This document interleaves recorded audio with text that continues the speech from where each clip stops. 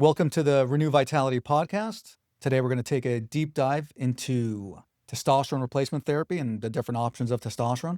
I'm here with Andy Triggs, Vice President of Business Development for Renew Vitality, and our Medical Director, Dr. Thierry Jacquemin.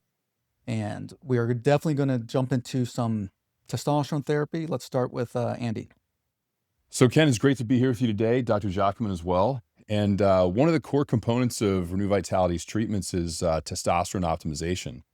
So today we're going to talk to you about testosterone optimization, the benefits of testosterone, some of the potential side effects and how those are mitigated, some of the different delivery methods for testosterone, what works okay, what doesn't really work at all, debunk some myths, and kind of offer a bunch of insight as to how testosterone optimization therapy works. So without further ado, let's get going. Dr. Jacquemin, what do you think about testosterone optimization therapy? TRT, my friend. Testosterone optimization is a lot more than people realize, and also a lot less than people want you to believe. So it's a very interesting time for hormone replacement, for hormone treatment in general. Information has been democratized, which to some extent is a good thing. To a large extent is a good thing. The problem is that with that, there's also been at least the same amount of misinformation that's been democratized. So this is an age where there's still a long way to go, right? But this is a period of time where it's gotten more acceptable for people to talk to their doctor about it, for people to bring it up. And it's even like you hear it in conversation and social settings all the time. Oh, I'm on this, I'm on that. What are you doing? Whatever, that kind of thing, which even like 5-10 years ago was sort of like unheard of, right? So all that has been a good thing because it's brought it to light a lot more. It's brought about this idea that you optimize, you don't just sort of regulate from the bottom. And so with that, people are understanding the fact that, hey, if I'm feeling a certain way, if I'm performing a certain way, whatever that may be, that there may very well be, and there often is, level improvement to this stuff. So all that stuff has been a good thing.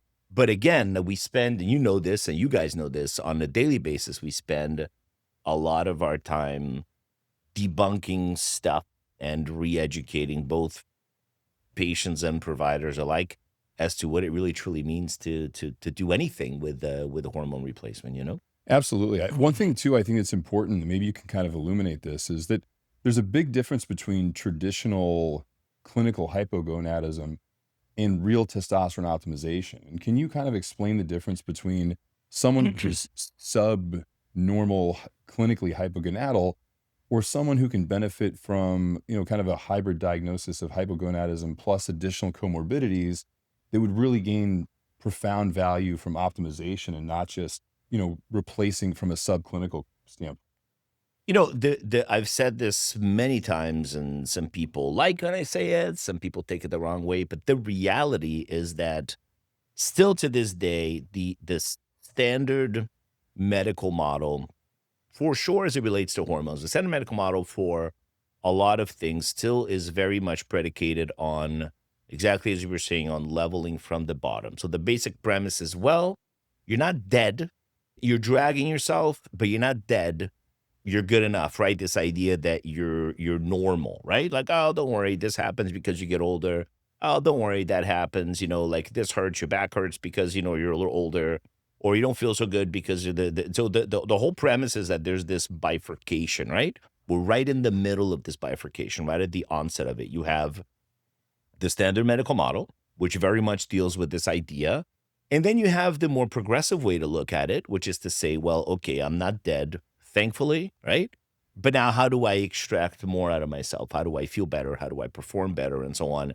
And those parameters are completely different, right? Like I can tell you that what you're taught in a standard medical curriculum is completely predicated on stable, normal, not dead, not too good, not too bad, right somewhere in the middle, right? And what we seek to do more and more as we better understand the science of optimization is not to be somewhere here in the middle, but rather to just take everything to the 99th percent. Real quick, Andy. So I wanted to take a second here because Andy does not have the doctor before his name, but is definitely a top 5 guy in this industry. Yeah. And just talk a little bit about your experience, because that's important as you are an authority in this. So, Dr. Jacquemin, I've been in this industry now for about 19 years in the anti-aging space, as well as the high complexity clinical laboratory space, sterile and non-sterile compounding pharmacy, as well as dietary supplements and nutraceuticals. So with that experience, I've had a lot of opportunities to interact with patients and look at different potential solutions, see before and afters when it comes to results, both physiologically and with patients' lab work. Like, what is the real benefit of optimization versus merely replacing someone who is subclinical values?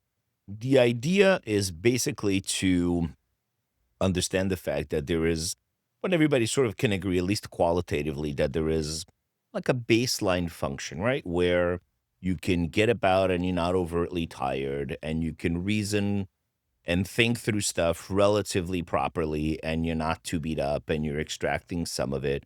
As you optimize, what we seek to do is almost like if you take the mindset of an elite athlete, right? You could say, well, you can look at it and go, well, you can run, so you're good. Or you could say, well, how do I run 1% faster? How do I run 1% more efficiently biomechanically? How do I recover 1% faster the following day? How do I decrease my likelihood of injury by 1%? So on and so forth, right? So back to what I was saying before, it's really a question of, aside from the practicality of it, it's really a question of completely shifting the mindset and the objective, right? The objective, this idea that, that I tell people on a daily basis that normal sucks, right? That average sucks, that you want to do more, that you want to be able to do more. You want to be able to think better. You want to be able to be smarter. You want to be able to be faster. You want to be able to recover better, to feel better, to perform better cognitively, physically, sexually, whatever the case may be. That's really this idea. How do I continue to extract the most out of what I've been given?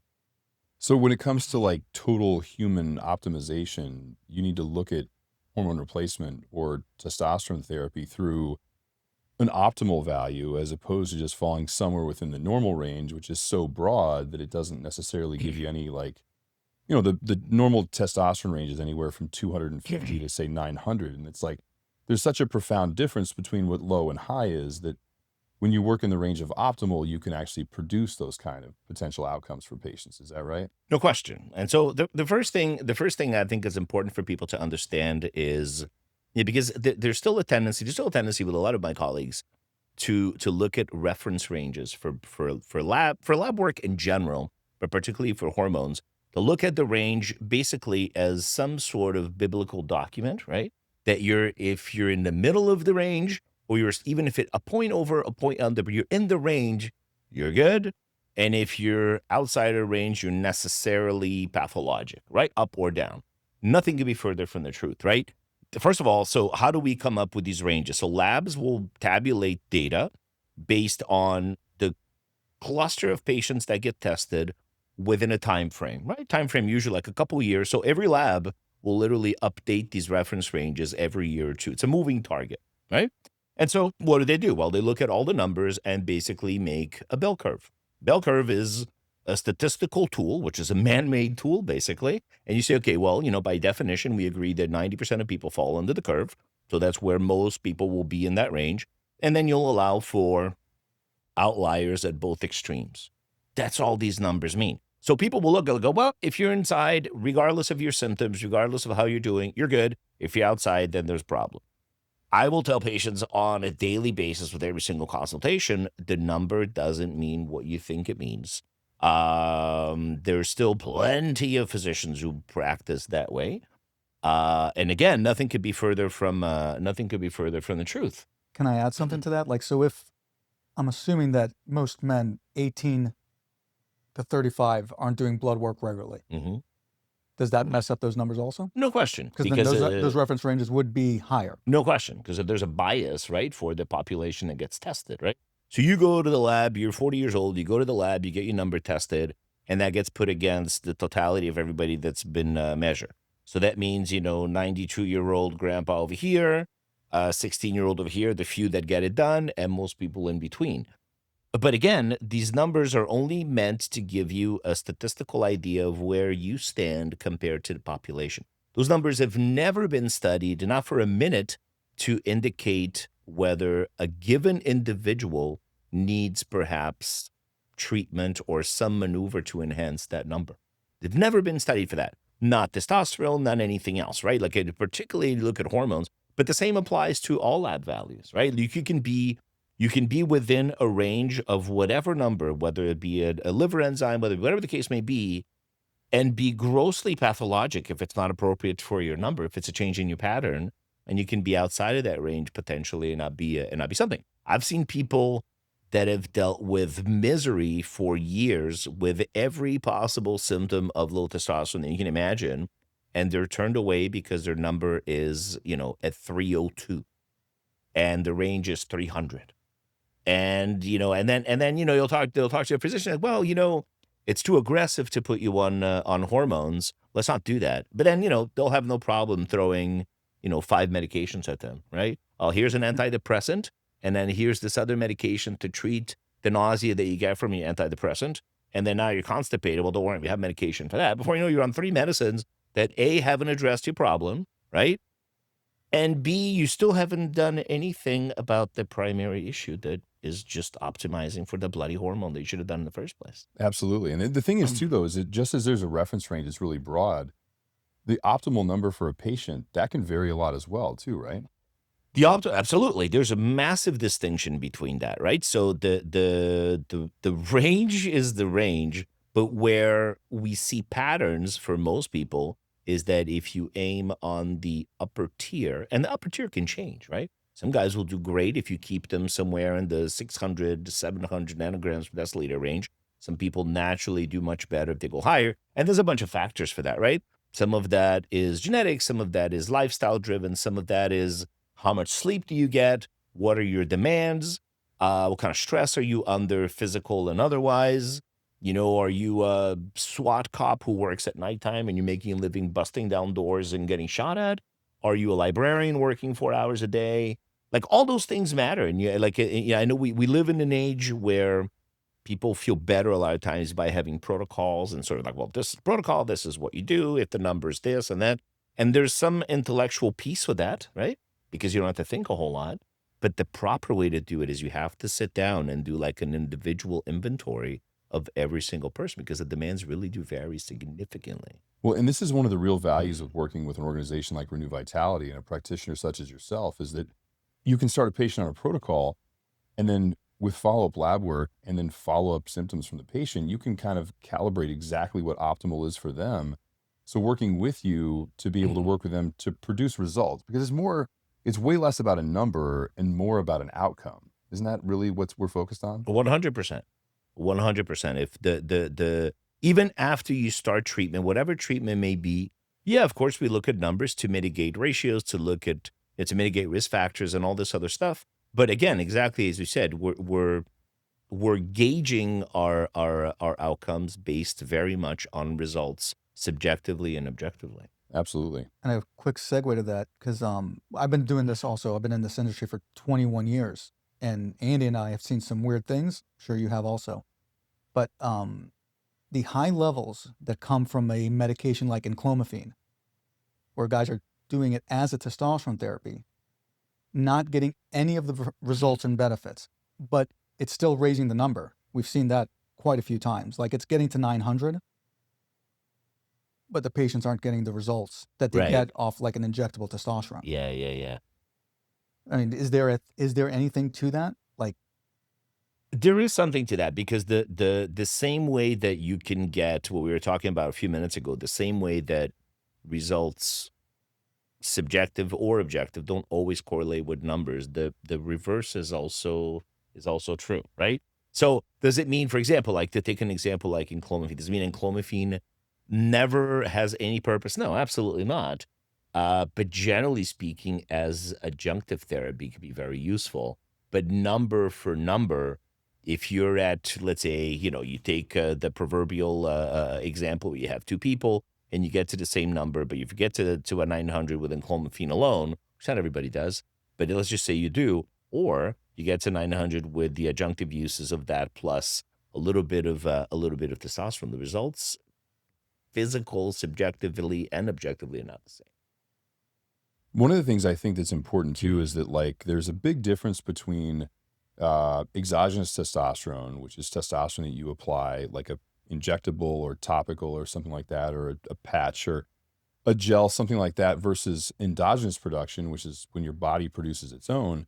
And there's an important distinction between the two. And a lot of times, Dr. J, I think you've seen that when we increase a patient's endogenous production, like their own testosterone production, some of the other things will tend to trend up in the same direction simultaneously, like sex hormone binding globulin can go up. So you can see total tests go up, but free tests go down. So sometimes the stimulation of natural production of testosterone also stimulates the rest of those natural mechanisms when you increase endogenous production. And that can lead to, potentially maybe not the same kind of positive outcome you would get by just administering like an injectable testosterone with an adjunct therapy. Yeah. No, for sure, for sure. I say this constantly, right? That managing hormones, even though, let's face it, right? Like the central focus is often around testosterone, but people think that, you live and you die only by testosterone and nothing else matters. Nothing could be further from the truth. But what I tell people consistently is that managing hormones is basically like you have to visualize, throwing a stone in a lake that is very still, right? There's a ripple that goes in all directions. The idea is that once you start to manage hormones, it's basically like you're managing an orchestra. It's not like you're playing one instrument by itself, right? Like, because every action will have compensatory actions. Sometimes it can be good, sometimes it can be bad, but the bottom is you have to know what it is that you're looking at, what it is that you should and shouldn't be expecting from whatever it is that you're manipulating, and then you go forward. Absolutely. And one of the things to talk about would be, what are some of the benefits of testosterone therapy? Like we've kind of talked about what testosterone therapy is and some reference ranges and things like that. But one of the really important components of it is like, what does testosterone do for men and women who use testosterone optimization? People still believe, a lot of people still believe that, testosterone is all about sex and muscles, right? And in actuality, testosterone is also about sex and muscles, but testosterone is a lot more than that. So, for example, It's a big selling point. yeah, no, for sure, it's a big selling point, and I understand why, obviously, but there's a lot more to it, right? Like people a lot of times are surprised when they do, when they optimize their hormones months later to say, well, I didn't expect that, I'd be more efficient at work, or my reasoning was sharper, or I slept better, or whatever the case may be. Unbeknownst to a lot of people, if you look at, for example, like a perfect example, if you look at the two organ systems in the body that have the largest number of testosterone specific receptors. Right? This is fairly new information. If you ask most guys that, at least at the gym, they'll say, well, I don't know, the left testicle, the right testicle. No. The two organ systems in the body that have the largest number of receptors that are only there to deal with testosterone are the brain and heart muscle, right? So then it's no surprise, right? If you understand that, it's no surprise, well, that, that testosterone is linked significantly to logical reasoning, to spatial reasoning, to three-dimensional thinking, to memory integration, right? There's amazing research being done currently looking at neurodegenerative disorders, movement disorders like Parkinson's and Alzheimer's and different forms of dementia and so on, looking at optimizing testosterone with some very promising outcomes, right? Stuff that nobody has ever really addressed up to like 15, 20 years ago. One of the things I think that's the most interesting, and just because it's in the news right now, is that you mentioned the heart being one of the two organs in the body that has the most testosterone receptors, which I think is super relevant because we have the results from the Traverse study that just came out, causing the FDA to actually reverse course and remove the cardiac risk black box warning on testosterone. Yeah. Do you want to speak a little to the benefits of testosterone on cardiac health?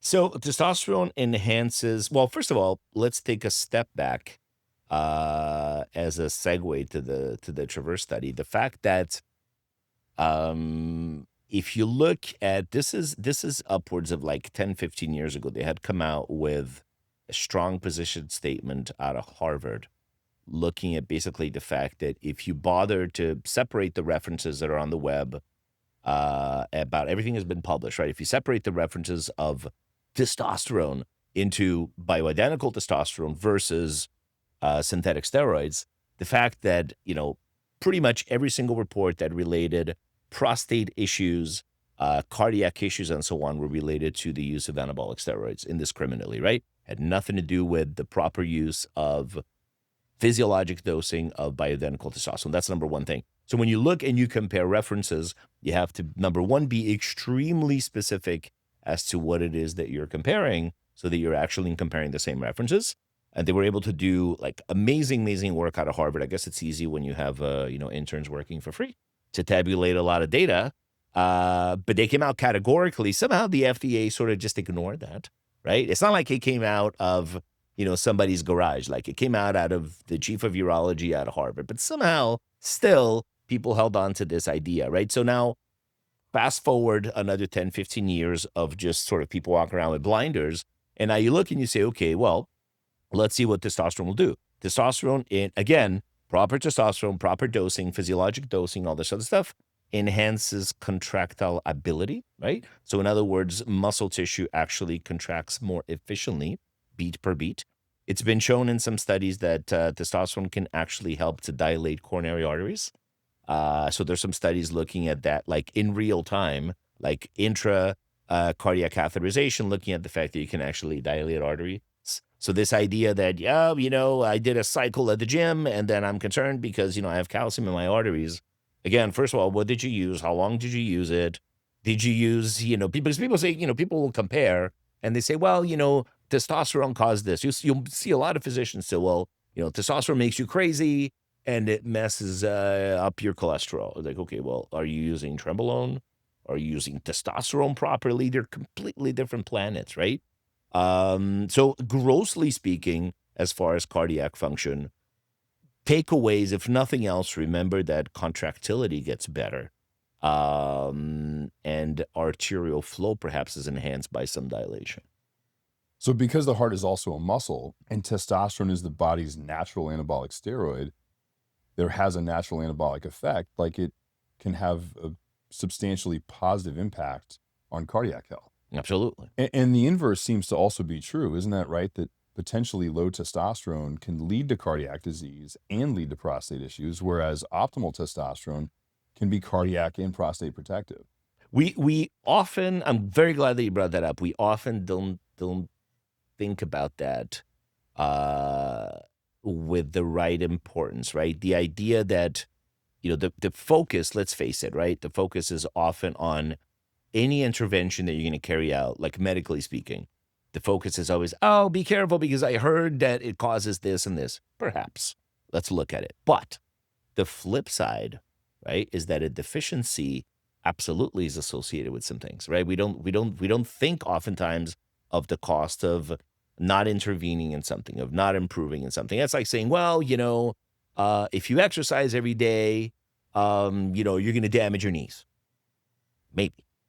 But if you don't exercise every day, you're going to die earlier from heart disease and a stroke, right? So that is a huge component of this whole thing. So exactly back to what you said, they're really good data, for example, looking, pointing to the fact that low testosterone is associated with earlier mortality. Absolutely. Right? So we got energy, sex drive, energy, sex drive, cognitive function, for sure, recovery ability. As you cycle off, or as you equilibrate your hormones, I should say, now you have, in proportion to your stress hormones, in proportion to cortisol and so on, if done properly, you enhance that, which means that the quality of your sleep gets better. At the end of the day, for all the research, for all the interventions that are out there, still to this day, there is not one thing that is more purely regenerative for the human body than proper sleep, right? So just by enhancing the quality of sleep, if not quantity, you actually make significant inroads in the quality of health. Absolutely. One thing too, how important would you say that skeletal muscle is to longevity and overall wellness? And what is the impact of optimized testosterone on skeletal muscle? Very good point, right? So there also have been really interesting studies looking at the fact that the degree to which you're able to put on some lean muscle and retain it, particularly as you get into your later years, is a significant factor in survival, in quality of life, in the ability to get up and down from a seated position, which is a huge marker of overall health and longevity, right? In your resilience to falls and your likelihood of breaking, major long bones like hip fractures and so on, which also are a major marker of mortality. So it's a huge component. It's a huge component just from the optimization of that, both from the standpoint of what testosterone does to bone density, but absolutely as to what it does to the retention of lean muscle mass. Because the fact of the matter is, as we age, this applies to men and women. As we age, there is a tendency for sarcopenia, or the loss of lean muscle mass. So testosterone optimization basically helps you to mitigate. Absolutely. And isn't sarcopenia associated with all-cause mortality basically across the spectrum? Absolutely. So one of the best Absolutely. things you can do for wellness, longevity, is to maintain lean muscle mass. To maintain lean muscle mass, no question. And that's, lifestyle related, that's exercise related, and absolutely related to optimizing and keeping your hormones stable and where they belong. Not with the idea of, well, you're older, your testosterone should be zero. Absolutely not. It's a bunch of nonsense. When it comes to the misinformation that you're saying, that there's more information than ever, there's no more misinformation than ever. I had a buddy that, and obviously all my friends know I'm on testosterone therapy. I think it's the greatest thing on the planet. I'm in the best shape of my life. I'm 45, and I preach it from everywhere. Yeah. I have a buddy who got his blood test done. It's like a 300 test level. And what would the doc recommend? Obviously, it was you. And I said, probably testosterone injectable. And he came back with just a bunch of like, what about this? What about this? And it's all the adjunct therapies, the HCG, the enclomiphene. I'm yeah. like, it's not going to do what you think it's going to do. Right. Because there's a difference between reading about something and application. I think me and Andy talk about this a lot. Yeah. I'm like, it's not even close when you talk about an injectable therapy that gets you into the high normal levels. Yeah. And these adjunct therapies. And I'm like, and he's just, and he will not pull the trigger on it. And I'm like, so you just want to watch the building burn and you want no water? And that's exactly right. I think there's a lot of people who are apprehensive. One of the things, as a kind of to piggyback on what Ken was saying, is a lot of patients are like, well, I'm not ready to commit to testosterone therapy. And a lot of patients will say, I don't want to take testosterone now because I might have to be on it forever. It's like, and my answer is like, well, do you want to feel better from now on? Like, you already have suboptimal testosterone. That's going to lead to this cascade of negative health outcomes, which we've already outlined with Dr. Jacquemin here. So it's like, Dr. Jacquemin, what do you say to people who say like, well, maybe I want to go on, I want to do a cycle of testosterone. Like, am I going to be stuck on it for life? It's like, Well, Andy, I tell people, like, do you want to feel better the rest of your life? Andy, Like, go on yeah. with the other thing. You say more than that. You're like, well, don't you breathe every day? well, it's Don't just, you there's a lot of things. Like, are you going to continue to exercise for the rest of your life? Do you want to have Right. sex the rest of your life? Are you going to brush your teeth every day, twice a day? There's a lot of things you have to do. Yeah. If you're insulin dependent diabetic, would you take your insulin? Like, you're now testosterone dependent because you're suboptimal. Yeah. So you take your shot twice a week. It's just that simple, know. So, what do you say to people who come in and say, I don't want to be dependent on this the rest of my life? Like, what answer do you typically give them? So it depends a little bit on the turn the consultation takes, right? But like, I'll give you a perfect example. I've had many cases where, I'll see a guy who is, let's say, 50 pounds overweight, and he's, 58 years old, and we'll measure his numbers and this and that and whatever. And this happened, obviously, as you can imagine, constantly, right? And then you'll measure a number, and then the testosterone is at like 120, right? Ooh. And then the first thing I'll hear is, well, I heard that if I go on testosterone, I'm going to stop making testosterone. I pause for a second and say, well, it looks like you've already stopped making testosterone. We're already there. My professional opinion is that this is no longer really happening, at least not reliably, because 120 is like a 9-year-old girl, right? Like, really, at that point, there really is no other recourse other than exactly what you said, to say, well, then the flip side is just you have to accept, doing 10 squats a day is not going to get your number to 1,000, no matter what the fitness magazines may tell you. It's true. So, a different discussion than, let's say, you're having if you happen to see, which also happens surprisingly commonly, a 25-year-old kid, right, who has a really low number. It's happened to me many times. I've treated many patients to that extent. He's like, well, maybe we tried this, and the other before until, and then ultimately I always tell people, look, like at the end of the day, I always refer to it as like a puppy trial, right? Like take the puppy home, try it, keep the puppy for a few weeks. If you don't like the puppy, bring it back. I've never gotten the puppy back, right? People try it and say, like, it feels so much better. Why would I ever give this bloody puppy back? I want this puppy forever, Absolutely. No, and once you feel the effects of testosterone, and once you get the benefits of having optimal testosterone levels, and you see the actual results, it's like you wouldn't want to turn around and go back to the way you felt before. No. People ask me, they're like, well, aren't you afraid you're going to be stuck on it? I'm like, I'm definitely stuck on it, like voluntarily. Like, there's no way I'm coming off of it. Yeah. It's like, there's no, once your body's no longer producing something, you would replace it regardless. Like if you have uncontrolled hypertension, you would take a blood pressure medication. Right. If you had uncontrolled blood sugar, you would take something to control that. It's like, I think people are averse to being medication dependent, but the reality is it's like, if you can do something that's proactive, it's going to provide you a benefit to mitigate future disease states. It's like, what's the problem? I think there's just such an aversion to medication. But had you told them I've got something for your blood sugar, for your blood pressure, and your cholesterol, no problem. Yeah. They're off to the pharmacy, pay their $5 copay, and they're out the door. But when you tell Right. them like, hey, we're going to do something proactive, it's also going to include not just testosterone, but some resistance training and some nutrition. And there's a whole, other facets, nutraceuticals. Like Yeah. we're going to have a comprehensive, holistic approach to making you live longer, better, more active, healthier, both, active physically and sexually. And that one, they're averse to taking a medication forever. But if it's a quick fix that'll help them not be fat or to reduce their cholesterol or blood pressure, whatever, nobody seems to have an aversion to taking one of those for the rest of their lives. People resist change, right? In general, even though you can, outline 100 different reasons why it's positive change and it can only help them and so on.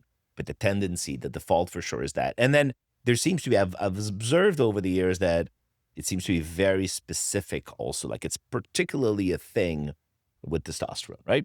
Because, if you talk to somebody and say, look, your thyroid function's low, we need to put you on thyroid medicine. Okay.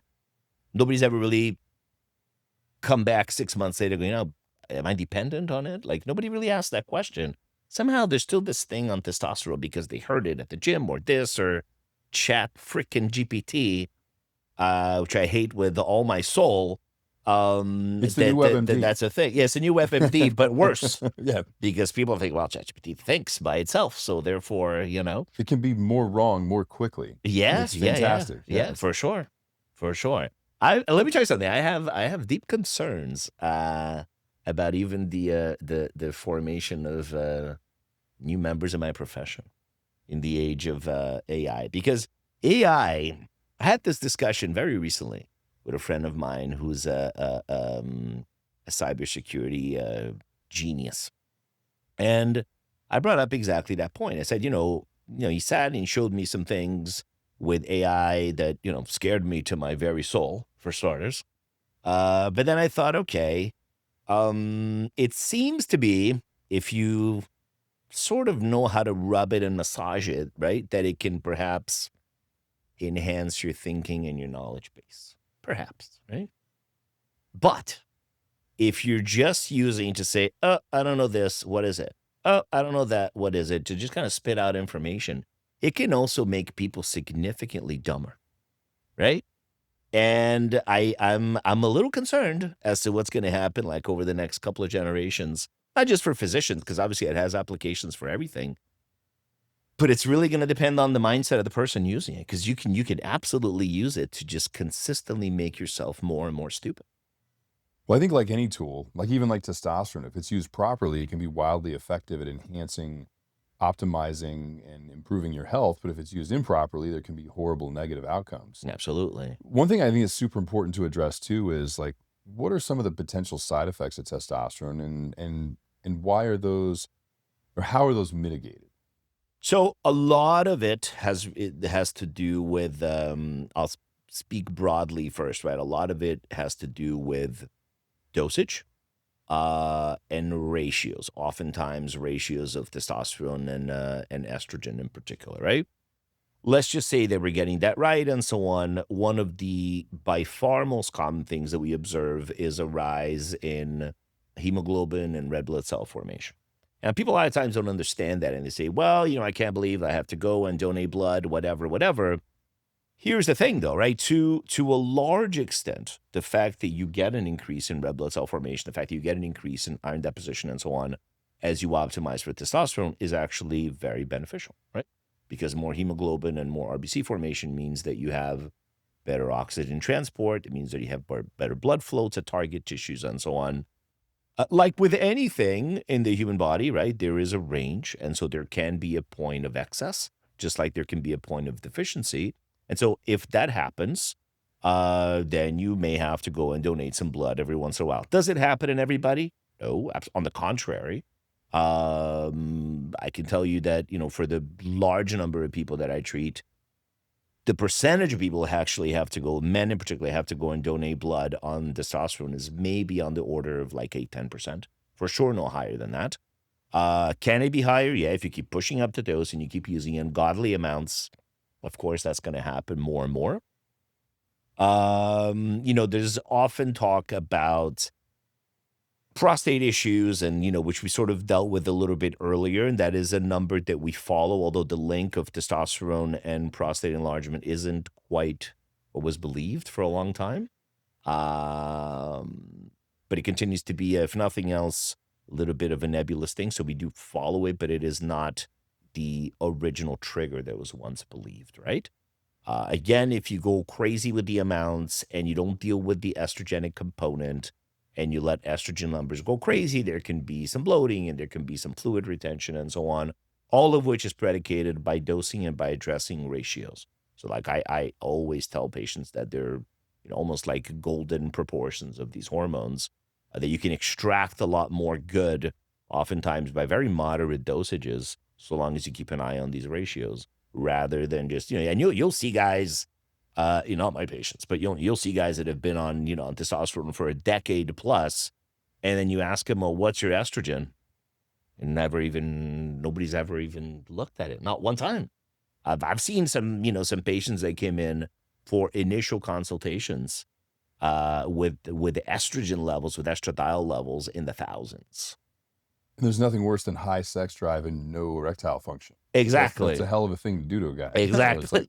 That's it's a hell. It's like the ultimate torture. Right? And this is another reason why it's so important to work with organizations like Renew Vitality and physicians such as yourself, is to have somebody who's an expert in this field. Like, general practitioners have the ability to prescribe testosterone, but it's like, this is really an art and it requires a certain degree of expertise. And a lot of that expertise isn't taught in a classroom. It's not taught in medical school. It's on-the-job training where you learn treating patients with testosterone to become a professional, being able to deal with that. So that's why we advocate to find someone like yourself and to work with an organization like Renew Vitality to get your testosterone, because general practitioners typically are not well suited for providing this type of supervision, oversight, therapy adjustments, prescribing, dosage changes, and things of that nature. By the way, I want to take a second to say that I have the utmost respect for any specialty, but let's just focus on, because you just happened to mention it, people that are doing, exclusively primary care who were in this situation. Because let's face it, right? Physicians tend to think a lot of times, that we're smarter than everybody else. And so with that, there's two mindsets I've noticed, right? You have some physicians say, listen, like the patients will go and they say, look, I filled out this questionnaire. I may have low testosterone. What do I do about it? And the response is, either, which is the preferred way, to say, well, look, this is not what I do. I don't know. But, go see somebody who deals with this stuff. Amazing. The default a lot of times ends up being sort of like one of arrogance, right? To say, well, if I don't know, then automatically it's bullshit, right? And so the better way is to say, okay, just be humble and say, like, is this something I do or not? And if I'm not comfortable, then go see somebody who does, right? I don't treat cancer. You wouldn't want me to treat cancer. Go 'Cause to I an don't know expert. what the hell I'm doing treating Absolutely. cancer. It's not what I do, right? So, and that applies across the board. Oh, But how many clients have, I mean, not many, it's a low percentage, but still they'd come back and be like, I spoke to my PCP and this is going to kill me. Oh, for sure. I Well, go, there's that is a wild statement. well, That was there's certainly it's going to one kill of you? there's one of two outcomes. Exactly, Ken. There's one of two outcomes when somebody comes back from their PCP. One is you don't need it. You're in normal range. It's not going to help you, and it's only going to create additional problems. Or don't worry, I can take care of it. And that guy ends up coming back around one Right. way or the other. So it's like you have two different perspectives from primary cares. Is one is testosterone is the boogeyman, or you're within this magical range of 600 points, which almost no other lab value has that broad of a range. I think No. testosterone has the most, the broadest range of any different lab value. Or the PCP, again, back to the arrogance, says, I got this, don't worry. Ancillary medications, testing things other than testosterone, no big deal. Right? We'll let it roll. The guy comes into your office, he's an absolute calamity. Sex drives to the moon, he's bloated, you know what I mean? Yeah. Water retention, hypertension, estrogens triple, quadruple digits, erectile dysfunction. He's emotional. He's just an absolute calamity. And a lot of times things like roid rage, they think might even actually be associated with high estrogen and not necessarily just high androgen consumption. So yeah, if you're looking to do testosterone therapy, it's way better to do it with an organization like Renew Vitality and Dr. Jack. Hard to disagree with that. Can we touch on all, and this might be something you start with, Andy, the delivery methods of testosterone? There's the injectable, the cream. Suppositories? And is clomiphene actually a testosterone therapy? Even though some of the clinics are saying it certainly is. So one of the things, Dr. Jacquemin, is, here at Renew Vitality, we have a focus almost primarily on injectable testosterone with the occasional patient who's needle phobic, or for whatever reason, they travel a lot. They don't want to take their injectables or syringes with them, and they'll use a topical. But there are a lot of other different types of testosterone therapies. There's sublingual, there's ODTs, there's nasal gels, there's, a whole litany of different, there's patches, there's all these different delivery mechanisms. You also have stuff that stimulates natural production. You have things like HCG, which is a synthetic luteinizing hormone that stimulates the testes. You have things like clomiphene and clomiphene, tamoxifen that stimulate LH and FSH for the body to produce its own testosterone.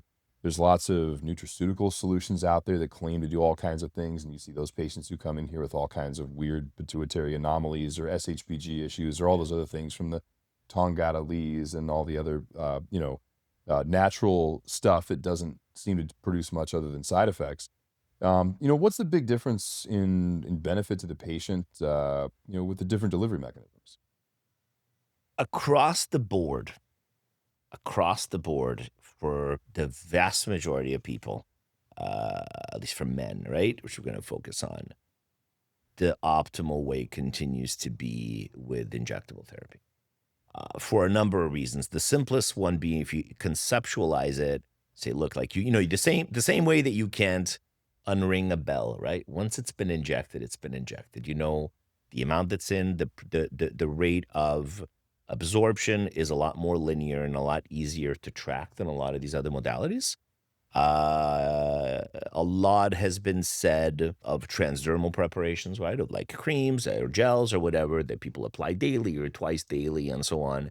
And if you just think about it for a moment, right, physiologically speaking, it would seem to make a lot of sense, right? You say, well, we produce testosterone daily, depending on the sources that you read. Let's say average 10, 15 milligrams a day, sometimes or more, whatever. They say, well, if I'm applying this daily, I'm keeping things as physiologically correct as possible. The problem is that, number one, you have to do it daily, or in some cases twice daily, which seems easy, but it's not as easy as people think.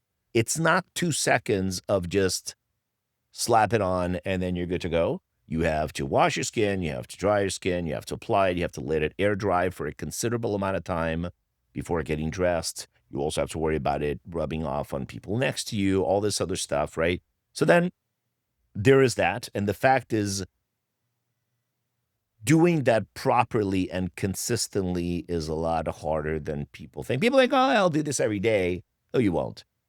So there's that. Do I have a very small group of people that do it very successfully and they're doing great with it? Sure. But that's a really tiny minority. That's for starters. The other modalities, certainly a lot of different mechanisms are proposed, right? Like there've been some intranasal preparations on the market recently, which are a little ridiculous if you ask me. So, like you said, the ODTs, the oral preparations, the jury's still out as to what that truly represents for long-term use, as far as liver function, as far as true rate of absorption and this and that. So the reality is for the vast majority of people, injectable therapies compete to be better. Now, are there, outliers, exceptions? Sure. For example, right, I'll do, even in my own clinical practice, I'll do implants occasionally for men. Is it the best option? For most cases, no. But if he's talking about a guy who's going to be traveling every 3 days on a plane somewhere in the Middle East, and now he's got to be traveling with a bunch of needles and syringes, going to have to explain himself, that may be a problem. Guys who are in the military, look, I'm going to be deployed for 6 months. No way that I can take this, and this with me.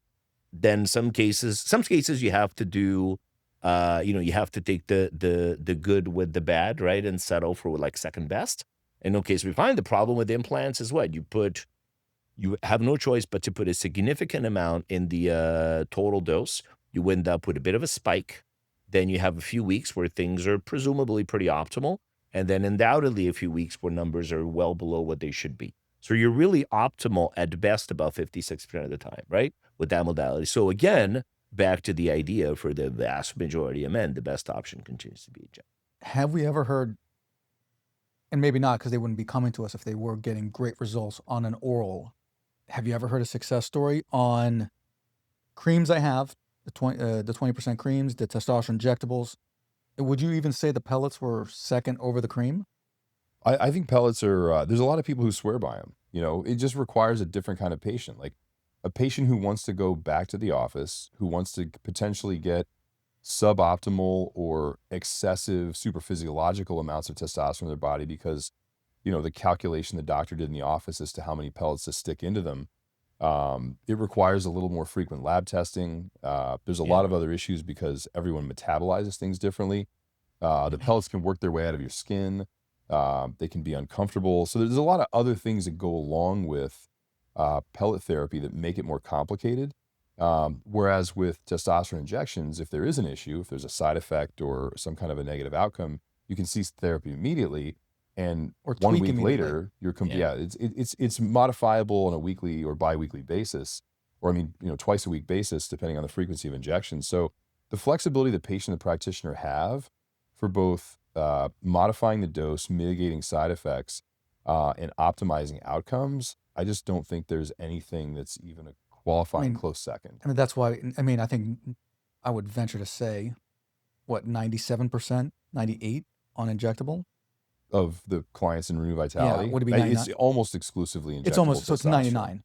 Yeah, so it's like if you're afraid of Yeah. needles, are you also afraid of results? It's like Good point. if you want to get what you're looking for, sometimes no pain, no gain. It's like once you've administered an intramuscular injection with a 25 gauge needle the first time, the fear is gone and the benefits start to present. And really, it's like I've tried other testosterone therapies throughout the years, and I wouldn't take anything other than injectable. The great thing about the other delivery methods is there's no side effects because there's no benefits.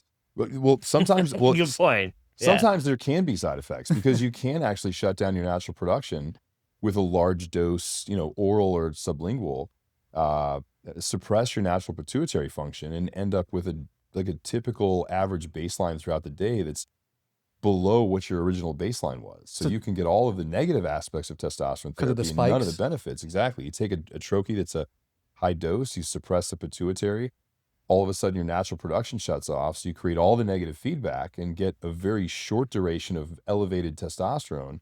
So yeah, there's a good chance you can get most of the side effects and none of the benefits. So, and that's why you work with a professional organization like Renew Vitality and a competent, capable hormone replacement expert like Dr. Jacques. So let's do the final ranking for the TRT delivery methods. We had injectable 1, Yeah, I think injectable's number 1. And cream a then distant second. I think topical has its place. Like Dr. Jacquemin said, there are rare instances where An injectable is not going to work for a patient due to whatever factors, where a pellet may be, a distant third option. And then everything else from there Tied. is all tied for terrible. Yeah, no, I would agree with that. I would So, agree with that. I remember that I tried. I was given a sample one time of like a nasal preparation, right? And so, like a true scientist, I thought, well, I have to try this, right? Did you go out that night? It's had some explaining to do, doing this all the time. So, here's what happened, right? Like I tried and it's like, okay, well, I applied it, one side, the other side. And you're supposed to do it 4 times a day, or like every 6 hours for starters. It's like, okay, well, the first 5 hours post, I basically felt like I was dealing with a sinus infection. That was like, puffy and whatever, like everything felt weird. I'm looking at the time, like right as it started to kind of get a little better. Yeah, it looks like I got to do this again in half an hour. Like it just didn't seem like a wise thing to be doing every 6 hours around the clock forever. That's just insane to me. well, and the thing is too, is that patient compliance is something that's super important when it comes to positive outcomes. Like, and I'm sure that you talk to patients a lot all the time. All of a sudden, the side effect will present itself, and it's like, well, are you taking this ancillary medication? Like, you wanted to mitigate testicular atrophy. Did you remember to take your HCG? Yeah. Oh, I didn't take my HCG. Yeah. Oh, I've got a little bit of soreness and puffiness in my nipples. Like, did you take your anastrozole Yeah. once a week? Oh, those little white tablets. No, I forgot to do that. So it's like patient compliance is a huge piece of this. And the more that you can simplify the application of the therapy and the less difficult it is, the more compliant typically a patient will be. Have you found that to be pretty much true? No question. At the end of the day, no therapy works if you don't do it, for starters, or if you don't do it properly, right? So every step, and sometimes there are no ways around it, right? There's a complex medication that you have to do. If you have life-threatening infection, you got to be on IV antibiotics every few hours, like that kind of stuff. But we're talking about a long-standing lifestyle situation. The more, let's face it, right? Like the more, if you have a human being, any human being, the more steps are involved, right? Just statistically speaking, the more likely it is that you're going to have a mistake. So the more linear you can make the process and the more streamlined you can make the process, the easier it is for people to stay compliant over the long term. Absolutely. So the bottom line is that for a patient who wants to get on testosterone optimization therapy, there are a substantial amount of benefits. The risks are easily mitigated. They need to go to an expert, and injectable testosterone is most likely the best case solution for their testosterone optimization program. No question. Don't go to ChatGPT. Don't go to the local gym bros. Find out, get the proper information, and then do it properly. Be an adult. Outstanding. So if you're looking to do testosterone optimization therapy, Renew Vitality is here as your premier testosterone optimization provider. And when you're ready to get started, go to our website, vitalityhrt.com, sign up today, and let us take care of your testosterone optimization needs. All right, that's it for today. Smash that like button if you had fun and drop a comment. I'd love to hear what you think. Catch you in the next one.